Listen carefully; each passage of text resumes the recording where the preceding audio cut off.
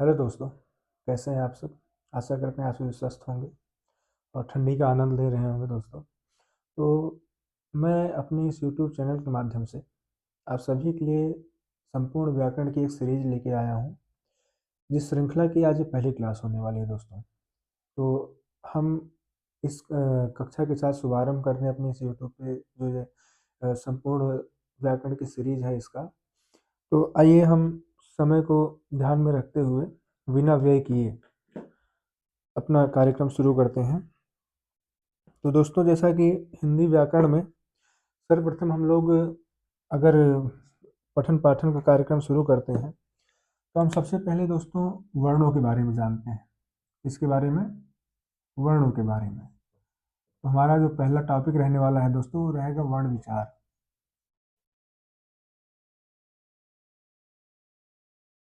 हम सबसे पहले वर्ण विचार के बारे में देखते हैं। तो दोस्तों, जैसा कि हम सभी को यह ज्ञात है कि वर्णों की जानकारी होने के पश्चात ही हम लोग अपना संधि और संधि के बाद समास और जितने भी आगे हमारे टॉपिक हैं उन सबको अच्छे से पढ़ सकते हैं, क्योंकि वर्णों के ऊपर ही अपना पूरा संधि जो है वर्णों के ऊपर ही निर्भर करता है दोस्तों। तो हम वर्ण विचार के बारे में देखते हैं। और वर्ण विचार से भी पहले अगर हमें जैसे सही सही में देखा जाए कि हमें जैसे पृष्ठभूमि अगर बनानी हो, एक भूमिका अगर बनानी हो, हिंदी व्याकरण जब पढ़ना शुरू करेंगे हम तब की, तो उस स्थिति में सबसे पहले हम लोग थोड़ी सी भाषा के बारे में जानकारी लेते हैं। क्यों? क्योंकि भाषा के अंतर्गत ही हम इन चीज़ों का अध्ययन करेंगे। तो भाषा की एक मोटी मोटी जानकारी होना बहुत आवश्यक है हमारे लिए। तो वर्ण विचार से पहले हम थोड़ा सा भाषा के बारे में जानते हैं, जैसे भाषा की व्युत्पत्ति हो गया, भाषा की परिभाषा हो गई, भाषा के रूप हो गए, भाषा के अंग हो गए। उसके बाद अंगों में ही हम उनका अंगों का विस्तार करके हम अपने टॉपिक पर आ जाएंगे। तो सबसे पहले हम थोड़ा सा भाषा के बारे में भी देख लेते हैं। तो यहाँ हम हेडिंग डाल देते हैं भाषा। बहुत ही कम समय में दोस्तों हम इसको ये भाषा वाला टॉपिक कंप्लीट कर लेंगे।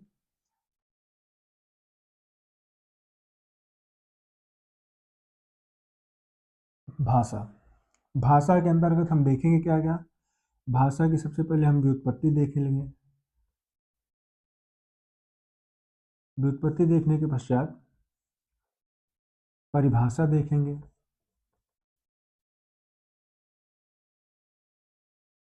परिभाषा के बाद हम लोग रूप देखेंगे। रूप देखने के बाद अंगों के बारे में जानकारी लेंगे। तो ये कुछ मोटी मोटी जो जानकारियाँ होंगी भाषा के बारे में, इनको लेने के बाद हमारा एक जो है बेस तैयार हो जाएगा आगे बढ़ने के लिए वर्णमाला में। दोस्तों, आइए हम एक एक करके इन हेडिंग्स के बारे में जानकारी लेते हैं और जानकारी लेते हुए हम आगे बढ़ते हैं। तो सबसे पहले हम देखेंगे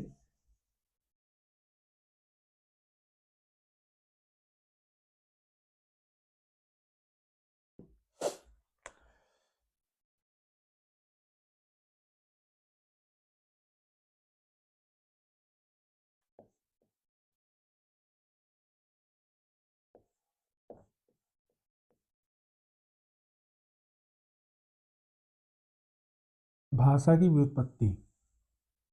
तो भाषा की व्युत्पत्ति के संबंध में हम देखेंगे कि भाषा, जो ये भाषा शब्द है, भाषा की व्युत्पत्ति हुई कैसे। भाषा की व्युत्पत्ति हुई कैसे। अगर दोस्तों हम इसका संधि विच्छेद करते हैं तो इसमें जो है हम लोग देखते हैं कि हमें एक धातु मिलती है, संस्कृत की भाष धातु। और इसमें जब हम आ प्रत्यय लगा देते हैं, आ प्रत्यय लगा देते हैं, तो जो हमें मूल शब्द प्राप्त होता है वो होता है भाषा। तो दोस्तों, जैसा कि दिख रहा है कि संस्कृत की भाष धातु में, संस्कृत की भाष धातु में आ प्रत्यय के योग से शब्द भाषा बनता है। और भाषा का अर्थ क्या है? भाषा का अर्थ क्या है? बोलना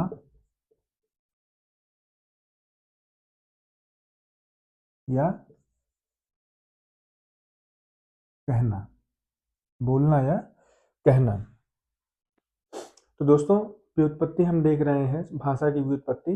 तो भाषा की व्युत्पत्ति में संस्कृत की भाष धातु में आ प्रत्यय के योग से भाषा का निर्माण हुआ है, जिसका सीधा सा अर्थ है बोलना या कहना। तो आइए इसको हम नोट कर लेते हैं।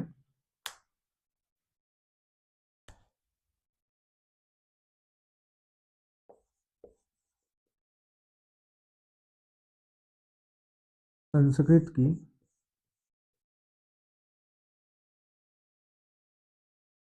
भाष धातु में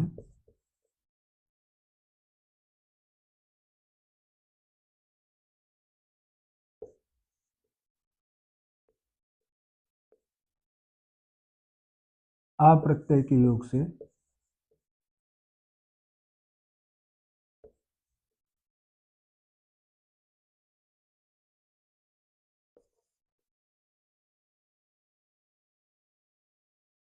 बना है।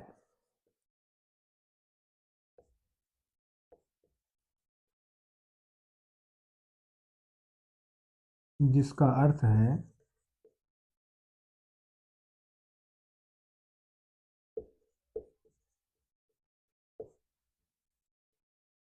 बोलना या कहना। तो भाषा हमारा कैसे बना है? संस्कृत की भाष धातु में आ प्रत्यय के योग से बना है, जिसका अर्थ है बोलना या कहना। तो दोस्तों ये हो गई हमारी भाषा शब्द की व्युत्पत्ति। भाषा शब्द की व्युत्पत्ति के बारे में हमने जो जानकारी दी वो हमें यह मिली कि संस्कृत की भाष धातु में आ प्रत्यय के योग से हमें भाषा मिला है। अब हम भाषा की परिभाषा देखते हैं। अब हम भाषा की परिभाषा देखते हैं।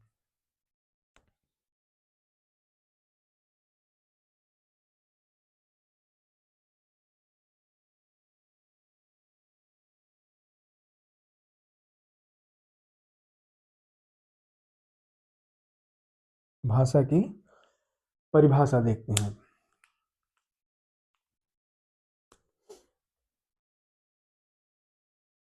भाषा की परिभाषा है, तो दोस्तों जैसा कि हम लोग जानते हैं भाषा का मतलब क्या है, सबकी अपनी एक भाषा होती है।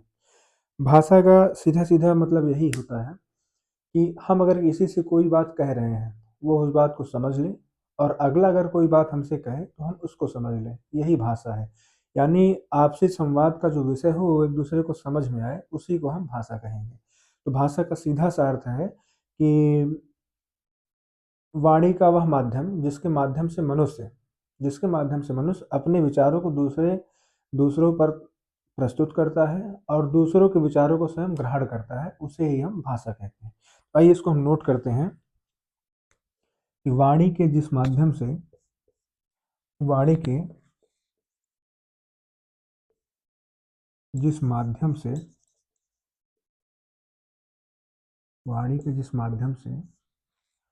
मनुष्य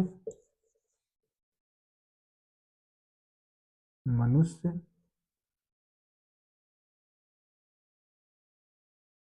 मनुष्य अपने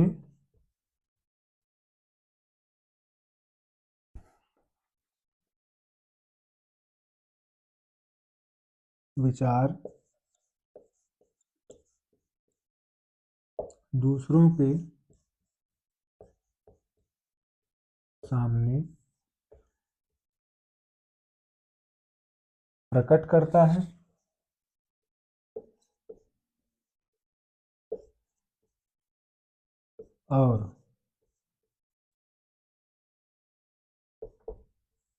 दूसरों के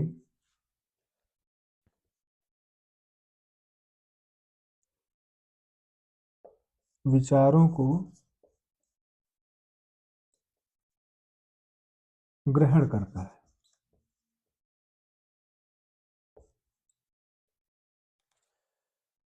तो दोस्तों भाषा की परिभाषा हम देख रहे हैं। तो भाषा की परिभाषा में हमने क्या देखा कि वाणी के जिस माध्यम से मनुष्य अपने विचार दूसरों के सामने प्रकट करता है और दूसरों के विचारों को ग्रहण करता है, उसे ही हम भाषा कहते हैं। सबकी अपनी एक निश्चित भाषा होती है दोस्तों। तो हमने क्या क्या चीजें देख ली भाषा में? भाषा की व्युत्पत्ति हमने देखी कि संस्कृत की भाष धातु में आ प्रत्यय के योग से बना है। इसको आप लोग साथ के साथ नोट भी करते चलिएगा। एक अपनी ऐसा मतलब शॉर्ट नोट बनाइएगा जिससे आपको दोबारा ना देखना पड़े चीज़ें, और इसको आप कभी याद मतलब रटने मत बैठिएगा। इसको बस दिन में 2 बार 3 बार पढ़ लीजिए। जैसे जो क्लास आज हुई, इसको अगले दिन अगली क्लास देखने से पहले आप लोग 2 से 3 बार पढ़ लीजिए, मतलब देख लीजिए ऐसे 10-10 मिनट तक।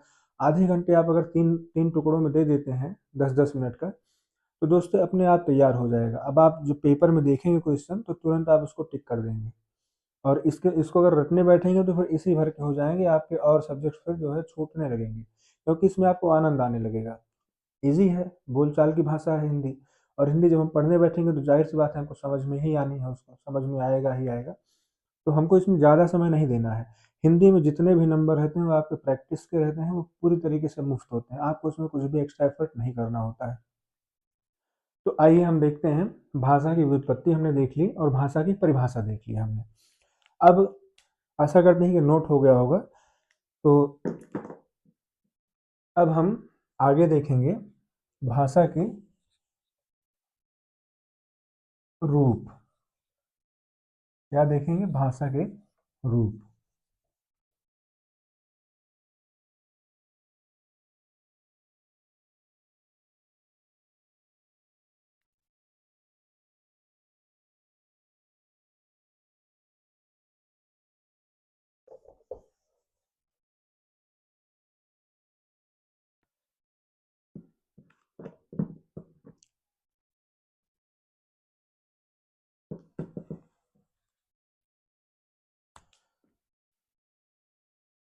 भाषा के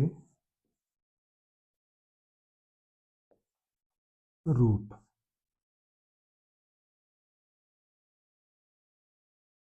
भाषा के रूप देखेंगे। तो हमने व्युत्पत्ति देख ली, परिभाषा देख ली, अब हम भाषा के रूप देखते हैं। भाषा के कितने रूप हैं? भाषा के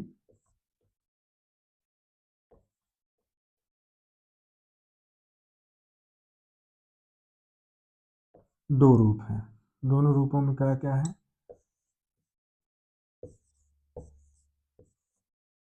नंबर 1 मौखिक,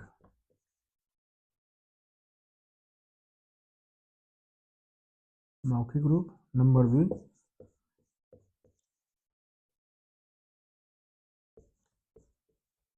लिखित रूप।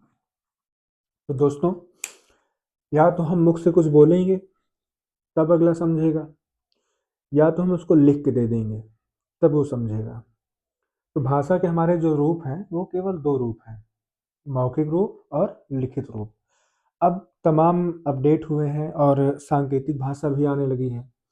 हाँ, और जैसे जो मूक बधिर लोग हैं, और ब्रेल लिपि आ गई है, तो वो सब अलग बात हुई। लेकिन हम हिंदी पढ़ रहे हैं तो हिंदी के अंतर्गत हमारे पास 2 ही चीज़ें हैं, एक मौखिक है और एक लिखित है। तो भाषा के रूप जब कभी भी पूछा जाएगा तो भाषा के रूप हम 2 ही बताएंगे, मौखिक और लिखित। जैसे ब्रेल है, ब्रेल जब वो आदमी पढ़ रहा है जिसके पास आंखें नहीं है, दिव्यांग है वो, तो वो लिखी गई है भाषा। उसको छू के जब स्पर्श करता है, ब्रेल लिपि में चीज़ें उभरी हुई रहती हैं, खुदी हुई रहती हैं, उनको जो है वो स्पर्श करता है तो वो भी लिखित रूप में है। और जो मूक बधिर होते हैं वो भी मतलब वो सांकेतिक भाषा के अंतर्गत आएगा, तो उससे हमें कोई मतलब नहीं है। अभी के लिए हम बस इतना ही देखेंगे, भाषा के 2 ही रूप हैं, मौखिक और लिखित। तो अब हम इसके आगे देखते हैं भाषा के अंग। क्या देखते हैं? भाषा के अंग।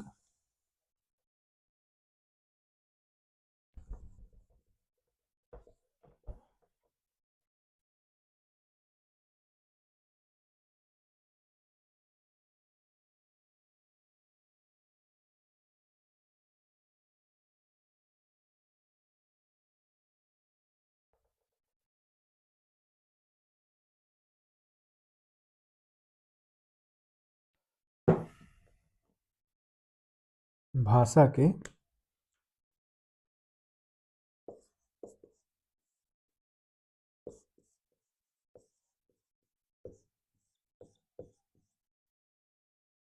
अंग। तो दोस्तों, भाषा के 4 अंग हैं। भाषा के 4 अंग हैं।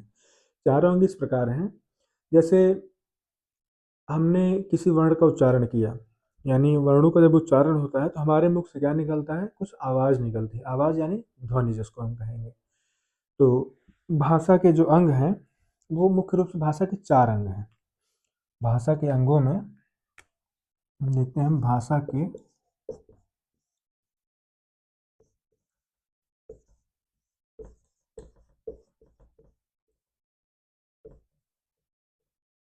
4 अंग हैं।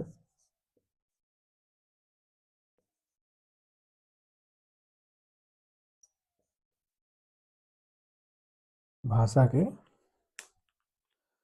4 अंग हैं। तो पहला अंग क्या है कि अगर हम भाषा किसी के सामने प्रस्तुत करते हैं तो कुछ ना कुछ हम बोलेंगे। तो बोलेंगे तो हमारे मुख से क्या आएगी, ध्वनि आएगी, आवाज़ निकलेगी। तो सबसे पहला अंग क्या हुआ, ध्वनि। हम ध्वनि में किसका उच्चारण करेंगे, वर्णों का उच्चारण करेंगे। किसका, वर्णों का। और वर्णों का उच्चारण किसके अंतर्गत करेंगे, कुछ विचार प्रस्तुत करेंगे या कुछ शब्द बोलेंगे। तो तीसरा जो मुख्य अंग है वो है शब्द या विचार। और शब्द या विचार जो आएंगे वो किसके अंदर आएंगे, कुछ वाक्य हम उच्चारण, कुछ किसी किसी वाक्य को हम पढ़ेंगे या उन्हीं उन्हीं को हम शब्दों के माध्यम से प्रस्तुत करेंगे, विचारों के माध्यम से अपने। तो जो चौथा हमारा अंग है वो क्या है, वाक्य। चौथा हमारा क्या हो गया, वाक्य। तो दोस्तों अब यहाँ हम देखते हैं जो ध्वनि है, ध्वनि यह भाषा की सबसे लघुतम इकाई है। सबसे लघुतम इकाई है ध्वनि। क्यों, क्योंकि हम कुछ भी करेंगे बिना ध्वनि के नहीं कर पाएंगे। तो सबसे लघुतम क्या होगा, ध्वनि। तो आइए अब हम इनके बारे में थोड़ा सा विचार कर लेते हैं आगे, कि इनको इनको थोड़ा सा विस्तार से देखते हैं। जो चारों अंग हैं इनको थोड़ा सा हम विस्तार से देखेंगे। तो इसको हम पहले रब कर देते हैं।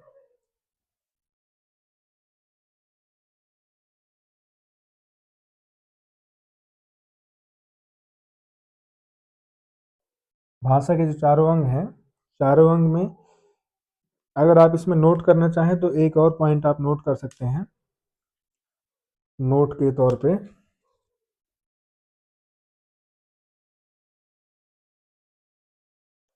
ये जो भाषा के चारों अंग हैं, इन चारों अंगों के बारे में किसने बताया था, डॉक्टर सुनीति कुमार चटर्जी ने। हालांकि ये पेपर में बहुत कम ही चांस है इतना डीप में जाए, क्योंकि वनडे एग्जाम्स में इतना डीप में नहीं जाता है। वनडे एग्जाम में बस बहुत अधिक से अधिक पूछेगा तो भाषा के कितने अंग हैं, 4 अंग हैं। और भाषा की सबसे लघुतम इकाई क्या है, भाषा की सबसे लघुतम इकाई ध्वनि है आपका। बस इससे ज़्यादा कुछ पूछता नहीं है, लेकिन आप जानते रहिए, जानकारी रखेंगे तो ठीक रहेगा। डॉक्टर सुनीति कुमार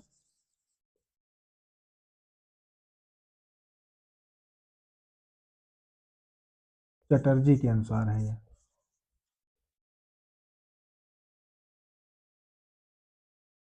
डॉक्टर सुनीति कुमार चटर्जी के अनुसार है। तो हम सबसे पहले देखते हैं भाषा के अंग में, सबसे पहले हम देखेंगे ध्वनि, साउंड। हम सबसे पहले ध्वनि के बारे में देखते हैं, ध्वनि किसे कहते हैं। तो ध्वनि क्या है, हमारे मुख से जब हम कुछ भी बोलेंगे, कुछ भी यानी किसी भी चीज़ का हम उच्चारण करेंगे तो हमारे मुख से कुछ ना कुछ ध्वनि जरूर निकलेगी। बस यही है इसकी परिभाषा। और ध्वनि कैसे निकलती है, हमारे मुख से ध्वनि कैसे निकलती है, जब हम वर्णों का उच्चारण करते हैं तो हमारे अंदर से जो प्राणवायु निकलती है, जो हवा यानी वायु जो निकलती है, वो हमारे मुखांगों से टकराती है। जैसे देखिए, एक बिगुल जो फूंकता है या कोई बांसुरी वादक है, तो वो जब बांसुरी में इधर से हवा फूंकता है, इधर जब जो छेद बने रहते हैं उनमें जब अलग अलग छेद वो बंद करता है और खोलता है, अलग अलग तरीके की ध्वनि निकलती है। उसी प्रकार से हमारे जो अंदर से प्राणवायु निकलती है, वो हमारे मुखांगों से जब टकराती है तो अलग अलग जगह टकराती है, तो अलग अलग साउंड करता है वो। तो वही है ध्वनि। मुख से निसृत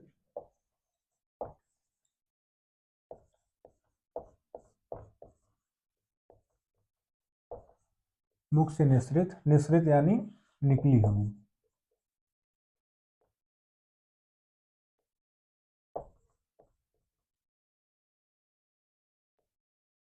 प्राणवायु या फिर वायु लिख लीजिए।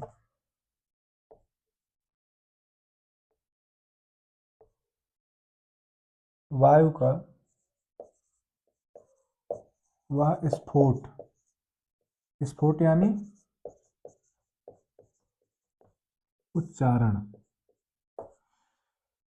मुख से निकली हुई वायु का वह स्फोट, वह स्फोट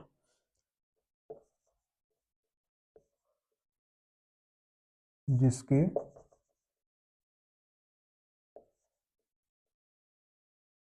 खंड नहीं किए जा सके। मुख से निसृत वायु का वह स्फोट जिसके खंड नहीं किए जा सके, जिसके खंड नहीं किए जा सके, ध्वनि कहलाता है।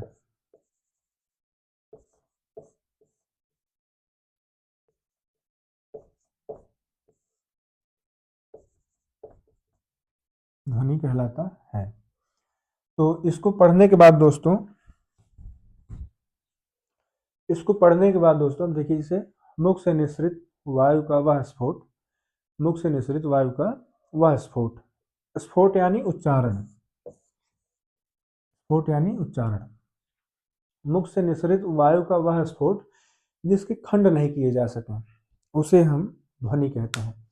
तो परिभाषा से भी आपको यह ज्ञात हो गया होगा कि जिसके खंड नहीं किए जा सके, यानी ऑलरेडी ये इतने इतने खंडों में टूट चुका है, इतना ज़्यादा छोटा हो चुका है कि अब इससे छोटा कुछ हो नहीं सकता है। तो इसमें जिसके खंड नहीं किए, यही इसमें मेन लाइन है दोस्तों, यही इतना, इसके खंड नहीं किए जा सके। ध्वनि किसे कहते हैं? जिसके खंड नहीं किए जा सके उसे हम ध्वनि कहते हैं। और इसमें एक लाइन यहाँ ये भी बढ़ा कर लिख लेंगे कि यह भाषा की सबसे छोटी इकाई है। हालांकि नीचे लिखा है हमने, लेकिन परिभाषा के साथ लिख लेते हैं। तो चीज़ों को आप जितना रिपीट करेंगे उतना ही वो आपको कंठस्थ होती चली जाएंगी, उतना ही वो आपको कंठस्थ होती चली जाएंगी।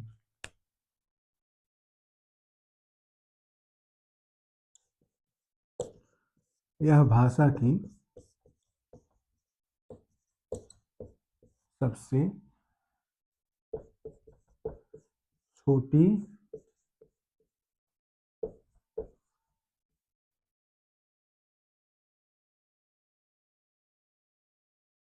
इकाई है। अब ध्वनि जो है मुख्य रूप से कितनी होती है? ध्वनियाँ 3 प्रकार की होती हैं, स्वर, व्यंजन, विसर्ग। इसको लिखेंगे कि इसके 3 भेद हैं।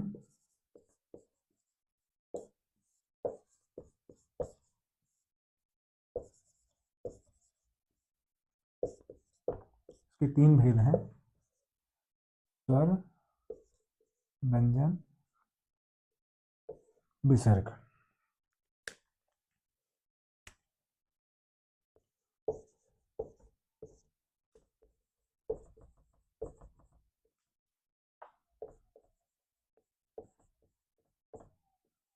स्वर, व्यंजन, विसर्ग।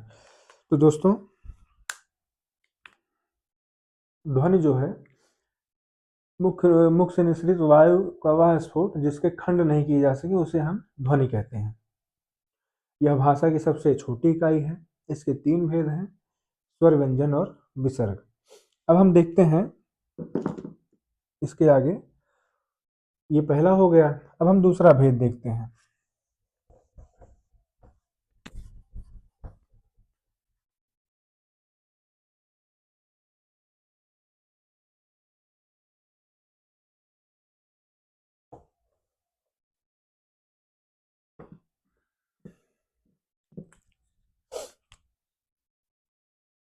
नंबर 2 क्या रहेगा? ध्वनि हो गया। ध्वनि के बाद वर्ण। वर्ण, वर्ण किसे कहेंगे?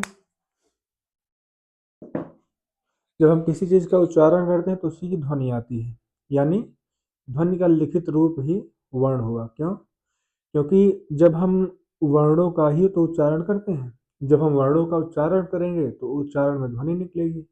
तो इसको हम सीधे-सीधे कनेक्ट कर सकते हैं कि ध्वनि का लिखित रूप ही वर्ण कहलाता है। वर्ण जो है, ध्वनि का लिखित रूप ही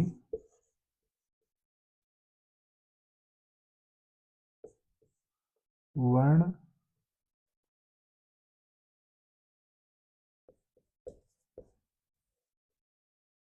कहलाता है। अब वर्ण कितने होते हैं? वर्णों का भी सेम ही हो जाएगा भाई। वर्ण भी तो, वर्ण क्या होते हैं? स्वर और व्यंजन। वर्णों के द्विभेद हैं। क्या है? वर्ण कौन कौन से होते हैं? स्वर होते हैं और व्यंजन। स्वर और व्यंजन इन्हीं का, यानी जो ये यहाँ पर उच्चारण किए जाएंगे वही यहाँ पर लिख दिए जाएंगे, यहाँ पर यही लिख दिए जाएंगे। तो दोस्तों, अब जैसा कि हम देख रहे हैं कि हमको भाषा के अंतर्गत जैसे ध्वनि और वर्ण मिल गया। अब वर्णों में हमने स्वर और व्यंजन देख लिया। अब हम स्वर और व्यंजन के बारे में विस्तृत जानकारी ले पाएंगे, उसके बाद ही हम शब्द निर्माण कर पाएंगे। और जब शब्द निर्माण करने में हम सक्षम हो जाएंगे तब हम वाक्यों का भी निर्माण कर पाएंगे। तो अब हम सबसे पहले, अब हमारी जो पृष्ठभूमि थी वो तैयार हो चुकी है। अब हम स्वर और व्यंजन पर आ गए हैं। अब हम अपने मेन टॉपिक पर आएंगे, वर्णमाला। क्योंकि स्वर और व्यंजन का जो अध्ययन होता है वो वर्णमाला के अंतर्गत ही किया जाता है। तो दोस्तों, आज के लिए हम बस इतना ही रखेंगे और आशा करते हैं आप सभी को ये क्लास यूजफुल लगी होगी। तो यूजफुल लगी है तो आपको पता ही है क्या करना है। चैनल को आप सब्सक्राइब कर लीजिएगा जिससे अगली क्लास आपको मिल पाए आसानी से। और ये आज, जैसा कि आज ये पहली क्लास है, इसी तरीके से और हम छोटी छोटी क्लासों के माध्यम से आपको समग्र व्याकरण देने का पूरा प्रयास करेंगे। और प्रयास ये रहेगा कि वीडियोस जो हैं रेगुलर बने और आप उनका जो है रेगुलर देखते रहें और एक नोट्स बनाते हुए चलें, जिससे आपके पास संपूर्ण जो ये व्याकरण सीरीज है इसका एक लेख रहे, आपको रिवीजन करने में, तैयार करने में और एग्ज़ाम टाइम में कम समय में पढ़ने के लिए बहुत ज़्यादा लाभदायक होगा वो। तो इसको आप लोग अच्छे से नोट करते हुए और पढ़ते हुए अपना प्यार दुलार देते हुए सहयोग कीजिएगा, जिससे चीज़ें आप तक और बेहतर तरीके से पहुंचाने में मैं सक्षम हो पाऊँ। तो इसी के साथ धन्यवाद दोस्तों, आज के लिए बस इतना ही। नमस्कार।